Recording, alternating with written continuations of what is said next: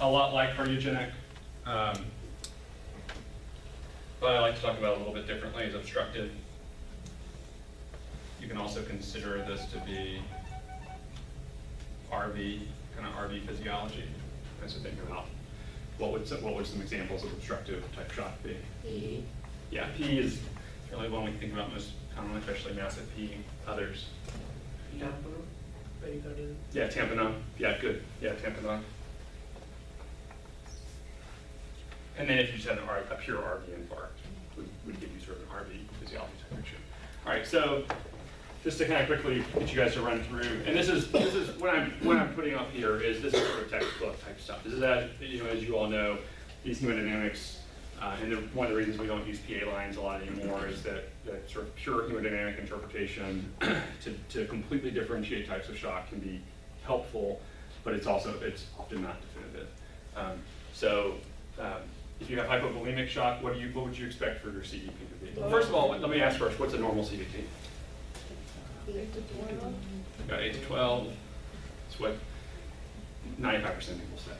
0 to 4. Yeah. So it's actually 0 to 5, 0 to 4. We all say 8 to 12 because and I would have said 8 to 12 when I was a resident, because we think of many rivers, and we think that many rivers in the Rivers protocol is trying to attain normal physiology. And what I'll hopefully disillusion you of is that idea that Many Rivers is attempting to obtain normal physiology. What Many Rivers is early goal-directed therapy. We talk about sepsis. Is not therapy to obtain normal physiology. It's attempting to obtain super normal physiology to actually obtain super normal oxygen delivery. So CVP high or low with hypovolemia? Low. Yeah, low. Right. What's your wedge pressure going to be?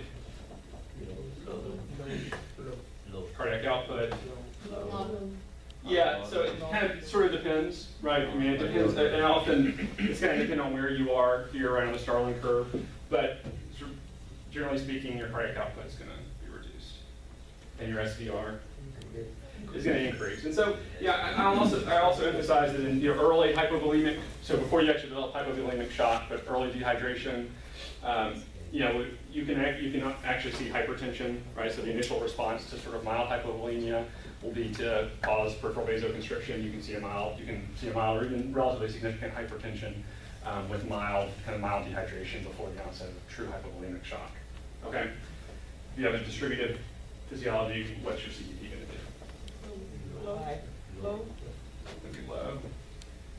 Depends a little bit. So thinking, and also, again, if we're using sepsis as a model of a sort of distributive shock, which is one of significant third spacing, whereas anaphylaxis, you get a fair bit of third spacing, but it's often more of a vasopresia etiology. But with sepsis, you get a lot of third spacing with fluid, or usually as well as a vasodilatory effect of sepsis. But you tend to see early on, at least a low CVP, your wedge pressure. Yeah, so again, it depends a little bit on where you are, but it should drop. Cardiac output. Yeah, you attempt to increase your cardiac output, right? So we sort of classically will think about a hyperdynamic state of sepsis. And your SVR. Yeah, and again, when we talk a little bit more about sepsis pathophysiology, it depends where in the continuum of sepsis you are, if you're under resuscitated or resuscitated sepsis, for how these actually look. So cardiogenic shock. Yeah. Increased, decreased, and increased, yeah. So you got this. And then obstructive shock. Yeah, you often see really, really high CVPs, right? What is your wedge pressure going to be? Yeah, it depends a little bit also, right? Because especially with those types of sort of right-sided physiology, you'll get bowing of the interventricular septum into the LV, and you can. But you typically think about it as a low wedge, and then of course reduction in cardiac output, and then SVR. What's that? Increase. Yeah, it's going to look a lot like. Okay, good. All right, so that's. Let me go ahead and turn it back on.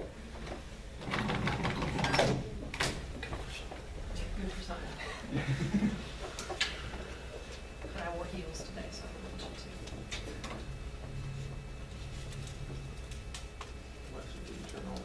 It just takes a minute.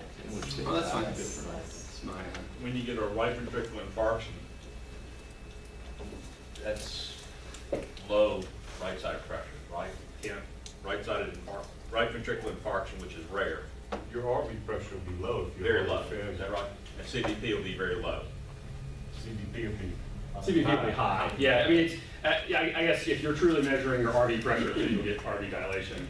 But I'm speaking to cardiologists in the room, I apologize if I'm overstating myself. But yeah, your CVP should be remarkably high in an RV. Okay.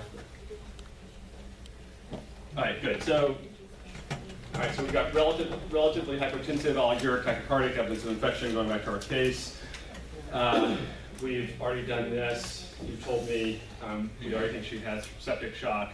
We expected her CVP to be low, her wedge pressure to probably either be normal or low, her cardiac output likely to be high or potentially normal depending on how filled she is, and her SVR probably to be down, and then we'll talk about resuscitation later. Okay, so we're going to come back to talk about a little bit more about this sort of sepsis pathophysiology in a minute. What I want to emphasize here for a moment is why are the first 6 hours important. So Manny Rivers, early goal-directed therapy, which we'll delve into a little bit more, right? Assess for shock, if septic shock present, to proceed through an algorithm assessing fluid responsiveness, CDP, MAP, central venous sat, interventions along the way. They did it over 6 hours. I sort of will spot most of my residents when I'm rounding the next morning to say, if you continue to do early goal-directed therapy until I round on the patient the next day, it's probably a reasonable extrapolation of the data for sort of early goal-directed therapy. But why are the first 6 hours important? Doesn't mortality increase like by 10% every hour per hour after the first 6? I don't know. Well, so the antibiotic, so definitely with delays in administration of antibiotics, you see a remarkable increase without, but sort of more basic than even. So, end organ damage, so you want to prevent that, so as soon as you treat it, you prevent end organ damage, permanent damage. It's not that much different. Certainly, we have a wider window than we think about for things for an MI or a stroke, right? But it's very similar. The time is tissue, and Mortality? yeah, and ultimately mortality. And so I really like this curve. And this was not a model of septic shock, but you know, Guyton, most of his physiology studies were on dogs, and this was just an example of the ability for to maintain homeostasis, to maintain blood pressure homeostasis in a setting of a hypovolemic or hemorrhagic shock.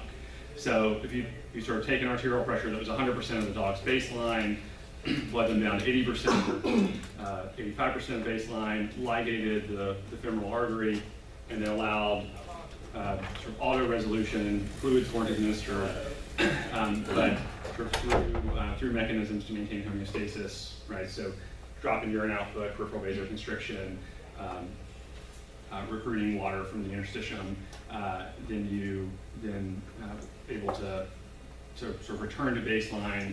Over here we have about an hour or so. The further the blood pressure was dropped before ligation occurred, then you had sort of a longer delay in return to baseline. And ultimately, you could either have an insult that was significant enough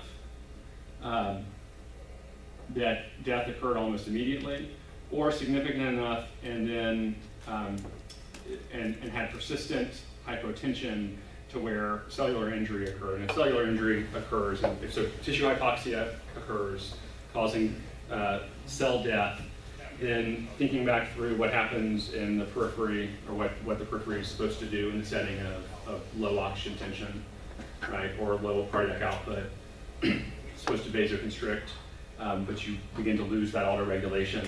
And so with worsening acidosis, and you actually lose the autoregulation of tissues, and then you have a vasodilatory response, and then in the case of dogs, yeah. So you need to be able to intervene in this period here ideally before the onset of end organ failure. And these are just some data that support that. So this was published shortly after the Rivers protocol was published. Actually didn't include it because it's a meta-analysis. It doesn't include Rivers, but several smaller studies that looked at this idea of supranormal physiology in the setting of septic shock, and whether and when patients benefited, or whether or not patients benefited from supernormal values, this idea of increasing oxygen delivery. And if you could begin sort of supernormal physiology prior to the onset of organ failure, there seemed to be benefit.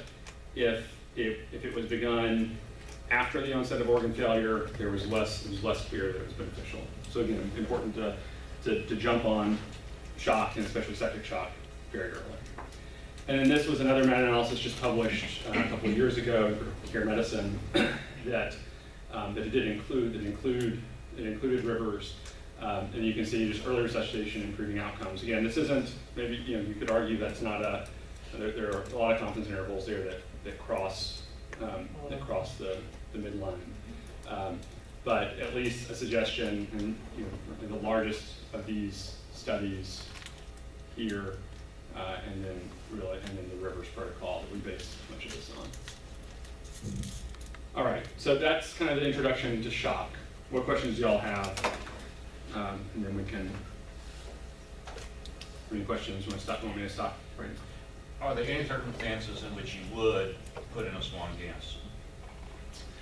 I would say the time to where I trained, our tendency was to probably use more PA catheters than what we tend to use at UAB now. The times where I am more likely to put in a swan is when you have either shock that is really unexplained, but more likely if you have severe shock with severe hypoxemia, and I'm trying to determine whether or not someone will continue to be fluid, whether or not I need to continue to give fluids to prevent them from having worsening end organ hypoperfusion, and whether or not I feel like I can sacrifice the lungs or not. So what I would say is that probably with the onset of critical care ultrasound, I think it's less important that we have those specific hemodynamic measurements. So kind of concomitant ARDS and severe refractory shock are the times when I'm still likely to, or if I'm concerned about tamponade, especially in someone who's critically ill and who's intubated. When echocardiogram loses some sensitivity for picking up the signs of tamponade, or if I'm concerned there may be a posterior, sort of posterior hemorrhage or something within the pericardium that could be causing tamponade. Those would be the two times when I think it's usually I feel like we can get the data on other levels.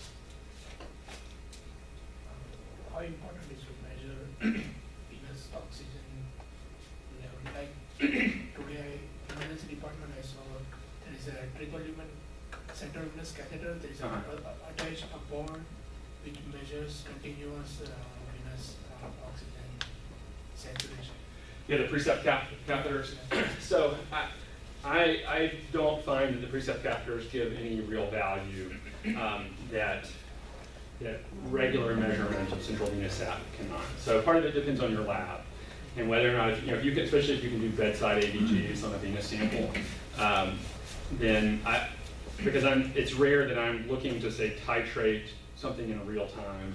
I'm usually making the decision, when we talk about Rivers in a minute, talk about the dobutamine aspect of Rivers, that I'm usually making that decision and then I'm not using it to titrate to central venous sat.